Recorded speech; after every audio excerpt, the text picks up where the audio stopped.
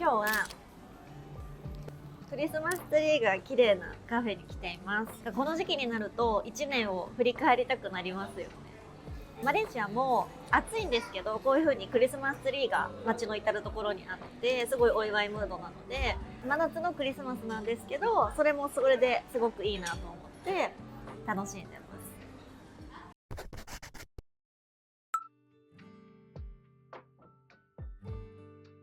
土台を整え直した1年だったかなと思います。今までよりも少しだけ自分の扱い方が上手くなったかなっていう風に、振り返ると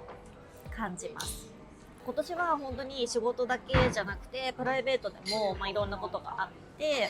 いろいろと自分に向き合った年だったなと思っていて、自分と向き合う時間を多く取ったことによってどんな時間を幸せに感じるのかっていうことを考え直せた年でもあったなと思っていて、やっぱり人生を豊かに生きるためには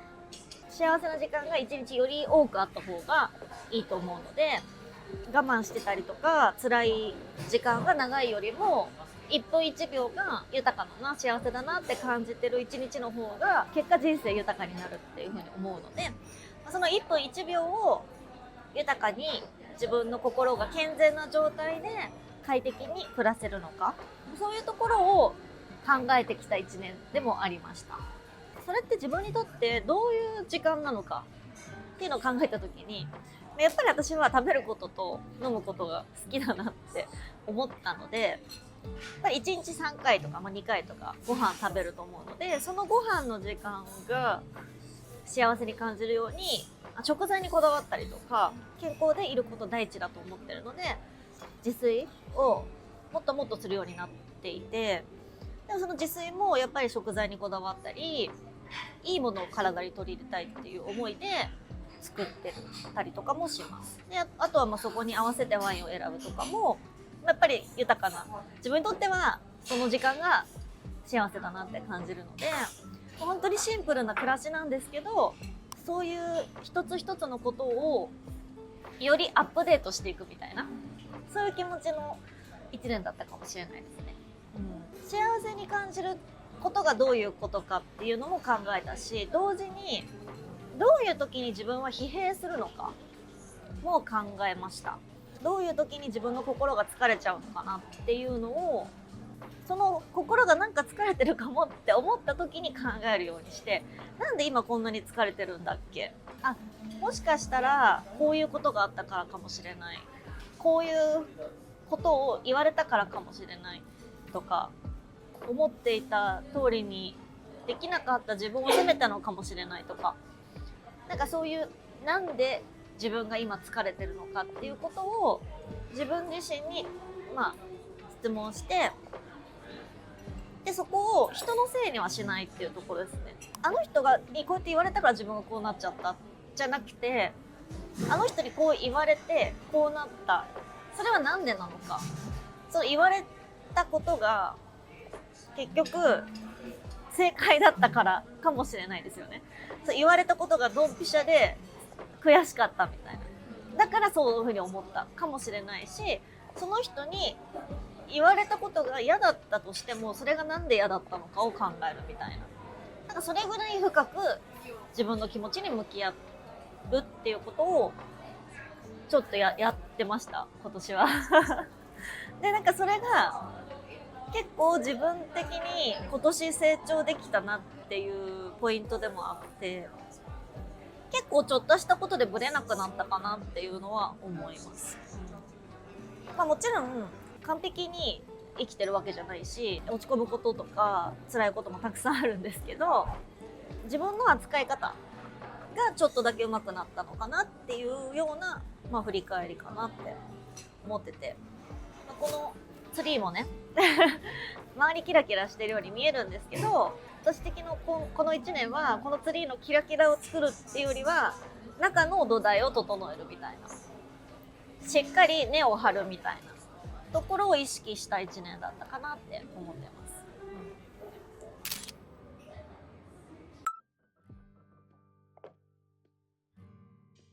私も多席だったなって思ってるんですよ。多席だった時があって、それ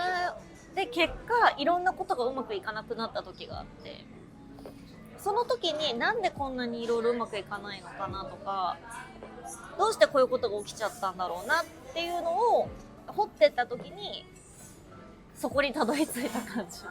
なんか多責だったかもしれないです。あの人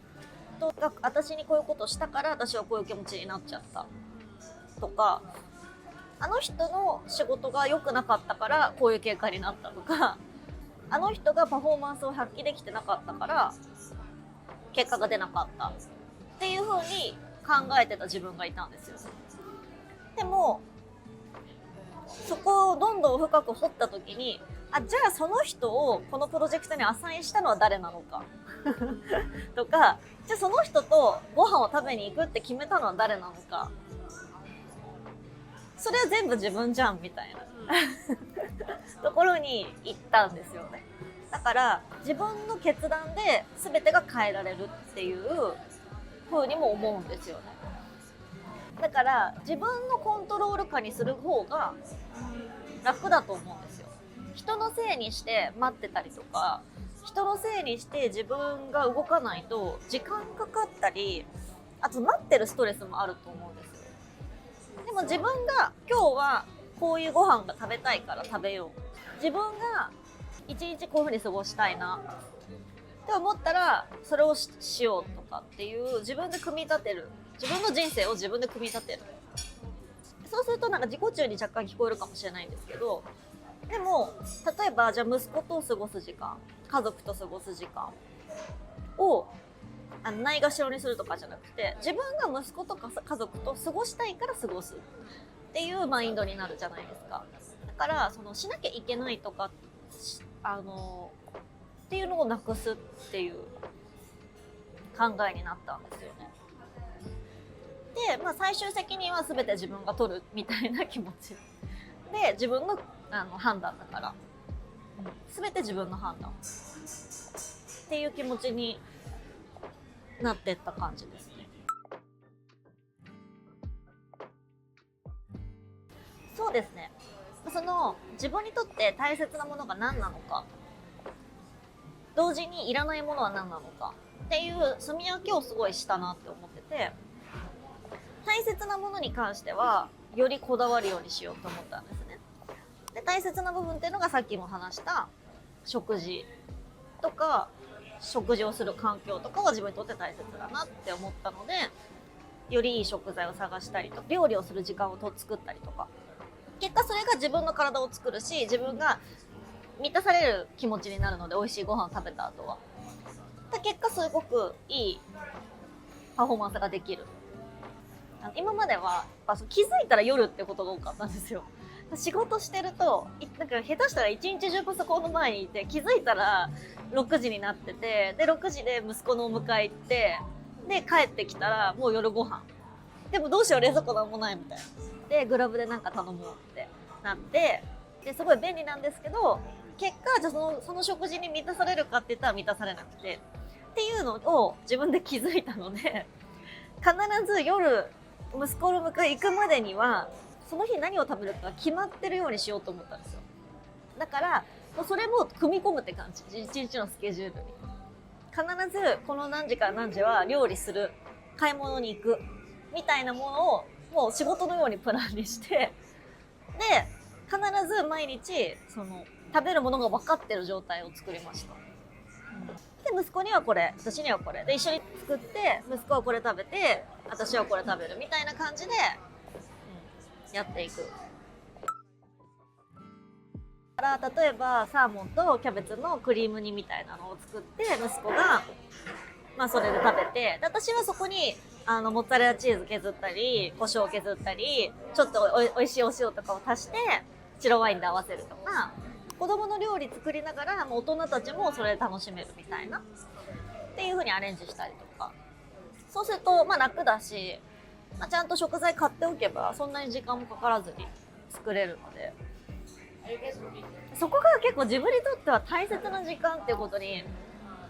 気づけたので、そこをないがしろにすることで自分の豊か度が下がるっていうか、やっぱりその状態が良くないなと思ったんで、そこは改善しましたね。あとは体がやっぱり資本だなっていうことに改めて気づいて、大切なものっていうところで言うと自分の体大切だなって改めて思ったので、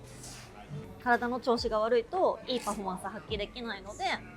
週2か3はピラティスかヨガに行って、ここは徹底するように、もう行ったら次の予約必ず取る。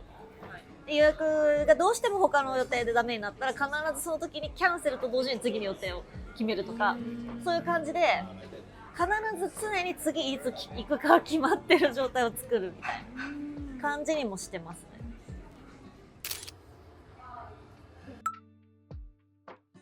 そういう自分の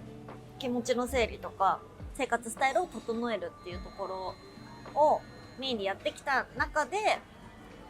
ご縁もあったし、自分でもすぐに決められたのが東京にあったオフィスの引っ越しですね。それがもう本当に今年一番、ある意味大きいことだったのかなと思っていて、10年間元麻布にある場所を借りてたんですけど、オフィスの倉庫としても、種類販売勉強の発行場所としても使っていて、でもそこを移転するっていう決断を今年したんですね。東京から秋田に移るっていうので、なんでって思われる方もいらっしゃると思うんですけど、私にとっては結構自然な判断だったというか、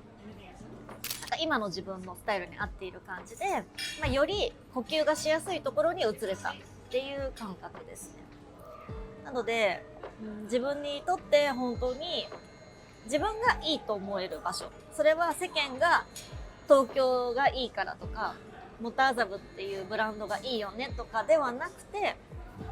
自分がここの場所気に入ったって思えたのがやっぱニカホだったし、あの空気感だったり、あとそこにいる人たちだったりっていうのがあったので、その場所に身を置けたこととかも嬉しいし、そこで感じる空気感とかがそこからワインが発送されるので、お客様にもいい形で届くんじゃないかなと思っていて、今自分が大切にしたいことの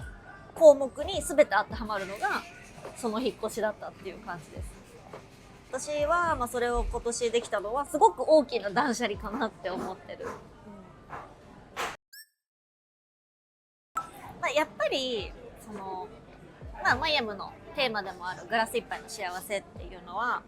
ぱりどうやったらより豊かな人生を生きれるのかっていうところがテーマなので、私もそのテーマを常に考えてるんですけど、そのためにはさっきも話した自分にとっての幸せな時間は何なのかっていうことと、自分にとって心がすり減る時間は何なのかっていう、その2つを知ることがかなりの一歩なのかなっても思うんですよね。でその幸せに感じることが本当に幸せなのかも確認した方がよくて、例えば自分にとっての幸せは友達と集まってご飯を食べることです。でもじゃあその友達と過ごす時間が本当に自分を満たしてくれてるのか、その友達と過ごしてる時間がなんで幸せなのかっていうところまで落とし込んだ方がよくて、そこでもしかしたらヒントあるかもしれないし、自分にとって本当に幸せだと思える時間が、例えばですけど、すっごい綺麗な空気の中、自然の中にいて、って呼吸を吸ったその瞬間が幸せと感じるとかを思い出して、ってことは私は実は自然が好きなタイプなのかもしれないみたいな、そういう風に自分の本当に幸せだと感じる瞬間を見つけていく。幸せだなって思った時でメモるとかもいいと思うんですよね。今幸せだろうみたいな。それをその時間が長ければ長いほど人生が豊かになると思って、そういう時間を増やすみたいな。ですり減る時間もこういう時すり減ったなっていうのを覚えておけば、その時間をなくす努力をする。そういう人とは一緒にいないとか、そういう時間を作らないとかっていう選択をできると思うので、まずそこかなと思いました。あとは断捨離に関しても結局自分のいるものいらないものを見極めるっていうところですよ。この洋服は思い出があるしとか、誰かにもらったものだから捨てられないとかもあると思うんですけど、今の自分にとって必要なのかどうかを見極める。必要なければもうそれはさよならする。私はでも結構捨てられないタイプなのでチャリティーに出したりしてて、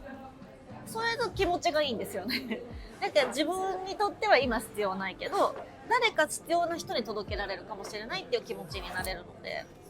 そういう断捨離はおすすめかもしれないです。今年もありがとうございます。来年はもっとよろしくお願いします。はい、高評価とチャンネル登録もよろしくお願いします。